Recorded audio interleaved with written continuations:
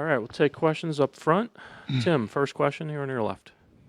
Doc, congratulations. Thank you. You've talked a lot about the competitiveness of this group and how you said if there's a trophy to win, let's go win the thing. Yeah. But 31 or 30 points given up in the second half Yeah. in a game that doesn't count. What did that show you about? It just shows really a lot meant? about our guys. Giannis at halftime, that's all we talked about is our defense.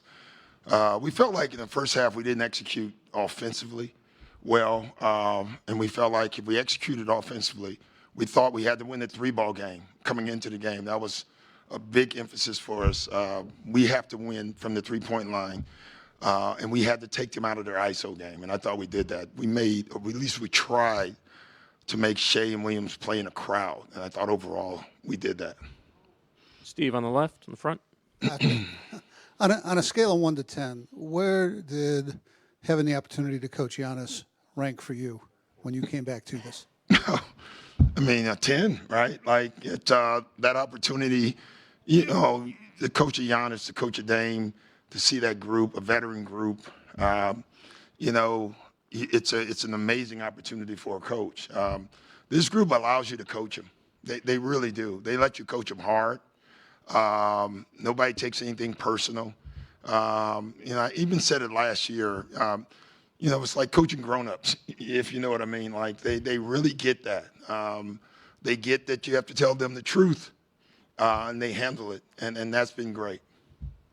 Back right here. Just, you know, you mentioned the effort defensively, but what did you like? What do you think led to the way you guys smothered them, especially in the second half? You know, I think, again, as Tim said, we're competitive.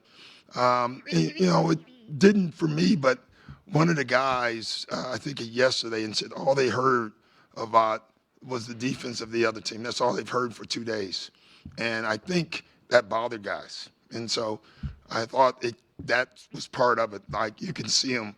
I think when they scored the last bucket, our whole bench exploded. They were mad. You know, they were very intent on trying to hold them to a low number. So that was good. Jim, back left. Doc, in this whole run-up, you've been asked what could this mean, and the answer is I don't know, right? Yeah. Maybe it's to be determined, but champions is next to your team's name now. Yeah, that's in not a this bad group. thing. So what, in this immediate moment, to have that word attached to this group in general, what does that mean? And even if you can't predict what it could, what does it mean in this moment? Yeah, I just think it reminds us that we can beat anybody. And we don't care if it tells everybody else that. Like, we only care about us. It's what I said in the first day of camp. I also said we can lose to anybody if we don't play right? And I thought we learned that lesson early. And so I think it just helps the messaging that when we play right, when we play together, listen, that's an excellent defensive team. And they forced Dame and Giannis to pass the ball. And they did that. And then they passed it so much, they stopped helping, and then those two got to work, you know. And so I think that's what this is a teacher for us, is different ways to win. Eric, standing in the back. You've talked all year about trying to get Giannis more comfortable on the elbows Yeah. in the post. Can you just speak to maybe the control he kind of exerted over that game? Yeah, it was great. Like, the one advantage we had, you know, again, we came in here and we heard about the old team and all the young guys, and we just kept talking about our size. And as the slower the game gets, the bigger we get. And that's what we kept talking about. You know, take them out of transition, make it a half-court game. Allows us to be a big basketball team. I thought starting the second half with playing Giannis on the elbow over and over again so he can see where the traps are coming from was good for us. You know, early in the year, probably couldn't have done that with him. Now you can. And that just makes us a better team. Right in the front, center. Doc, what lessons do you hope the guys can take from not only today but the whole tournament? Yeah, playing together, going in at night, not drinking, you know. But really, I had to say that because it's true.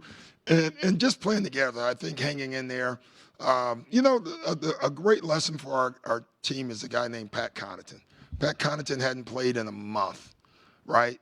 And today we chose him to play in this game, and he played great. And the best part of it, he never stopped working. Like, he kept preparing every day. So there's a message in there, too. Joe in the front. Doc, you spoke at length pregame about Darvin, but Darvin and Torian are now 14-0. Yeah. So that's Yeah. why you brought them to Yeah, Milwaukee. we said that right away. We brought our secret weapon. Darvin Helm is now an undefeated coach in 2 years in this cup. And then when I said it, TP was like, what about me? And TP's an undefeated player, so that's pretty cool for them. You know where they'll help us is on the back end of this because it's tough. You come right out of this, and you have to get back to the grind. So this is going to be a tough little stretch. We have to figure out how to get through this. In the back row, center.